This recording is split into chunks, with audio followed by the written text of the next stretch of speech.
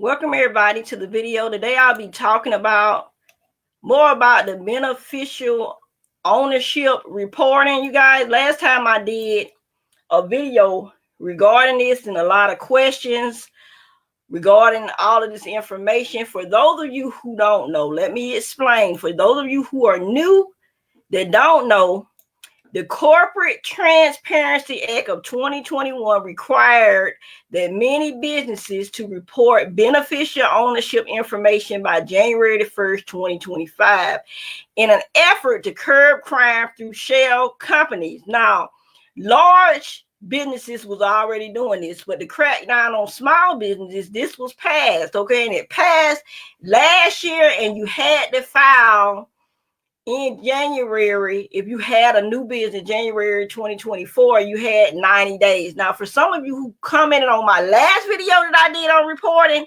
some of you were saying that you had to file by this date. If you had a new business, you did not have another year, you guys. So after January 2024, if you had a new business, they only give you 3 months and 90 days to do your reporting. So that's the reason why, you guys. Also, it's about 32.6 million businesses that are subject to the new beneficial ownership information reporting, according to federal estimates. Individuals who willfully violate the requirement may be subject to fines up to $10,000 or more and possible jail time. And it's been a lot of information on the internet being shared about this beneficial ownership information, because if you already had a business in 2023, you had until 2025 for those of us who had already had a business entity. But for those of you again who had a new business, you had a certain amount of time that you had to file. So a federal court in Texas temporarily halted enforcement. Now, if you go to the site, which I'll be sharing, you guys, I'm going to make sure that I screen share this with y'all on this video, because I am live, by the way, you guys. I am sharing this information live. So if you see the replay of this video, it is live.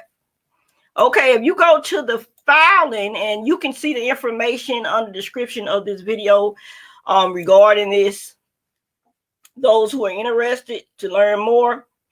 Okay, if you go to the site now, they have recently updated this information for those of you who had questions saying, no, that's not true.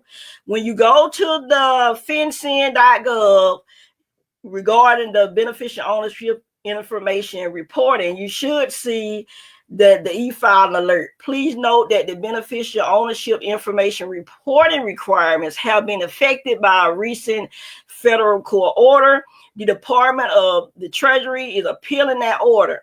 In the meantime, reporting companies are not currently required to file the beneficial ownership information reporting and are not subject to liability if they fail to do so, while the applicable order remains in force. However, reporting companies may still opt to file. So you can still file for those of you who are interested.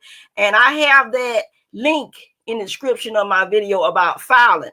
Now, this is temporary, you guys. I told you guys. In the meantime, folks who have entities that are subject to reporting, they said this on the news, CNBC, that again, you see that they're going to appeal it. So even though this is temporary, that doesn't mean that it won't continue. Okay. So it says it is entirely possible that the U.S. Court of Appeals, perhaps even the U.S. Supreme Court, will invalidate the preliminary injunction and thus reimpose the January 1st filing deadline. So even though they're not telling you that you don't have to file, some of you can still file just in case, because this is subject to change. For that matter, most folks should just go ahead. They're saying go ahead and file it anyway and just quit worrying about it. In the event that the is determined to be unconstitutional, the most likely thing to happen is that FinCEN will simply delete the data that it has accumulated, and that it will be the end of it. But they're saying, now this is my opinion, the news, the media is saying they don't expect that to happen in the absence of a huge about face by the U.S. Supreme Court on the about Congress powers under the Commerce Clause. Okay, so we have to stay tuned and stay updated with this information. Okay. And again, it's a pause. For those of you who don't know, this has been huge. A lot of people have not reported. They waited to see what is going to happen because they didn't, like I said, small business and their owners could face penalties of $10,000 or more if they don't comply with this new U.S. Treasury Department reporting requirement by the year's end. And again, for those of you who've been commenting on my last video regarding this, saying, well, I had to report during this time because you had probably had a new business. So if you had a new business in 2024, they only gave you a certain amount of time at that time to file. For those of you who don't know, make sure that you go to that description the link in the description of this video to learn more about this, because it's very important that you know and understand this, you guys, and how it will affect you. That website, and I'm gonna scroll down, has all the information you need to help you regarding this, you guys. Okay, how to file it, how to submit it, and other information. It has questions that on another site. Let me see. Let me switch. They have questions and frequently asked questions and some answers to it also on another site. I had also that in another video. Okay, you guys, but you click on the link and you should know more about this. This has been huge. This has, again, been huge, but this is a temporary block. So we got to stay tuned and see what happens.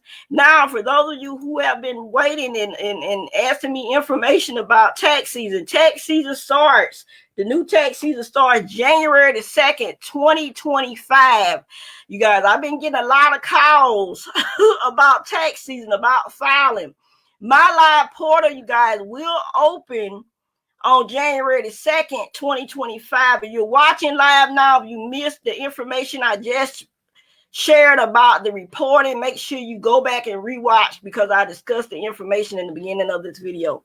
Tax season again starts January the 2nd. I will open my live portal for those of you who are interested in following me. So many questions, so many people ask, so many people email me.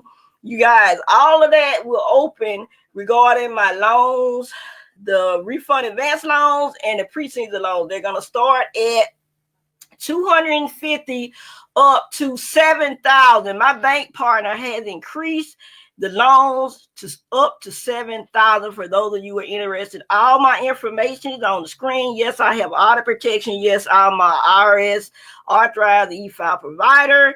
My number is on the screen again. For those of you who have questions, the phone and stuff will be open. Beginning of tax season will be January the 2nd. You guys, if you're not in my group on Facebook, make sure you join. I have updated the cover page of the site, but you can join that private Facebook group, and make sure I put it down in the comments for those of you who are interested in attending or joining that group as well. You guys, okay? And don't forget, for those of you who file on your own, this book is available, How to Get a Bigger Refund Legally. Ebook is available on my website for those of you who want that, who want to learn. Now, this does not guarantee that you will, but it shares helpful information for those of you who qualify, okay? Because a lot of people miss out on getting that bigger refund, or, getting a little bit more with their refund because they don't know the tax laws, you guys, okay? So I want to share that with you guys. And for those of you who still waiting on your tax refund, you guys, make sure you reach out to your taxpayer advocate, your state congressman, and I've been sharing all those videos as well, okay? If you have any questions, have any more comments, I will be doing another live video regarding tax refunds next week. Make sure you comment below this video. Y'all have a great day.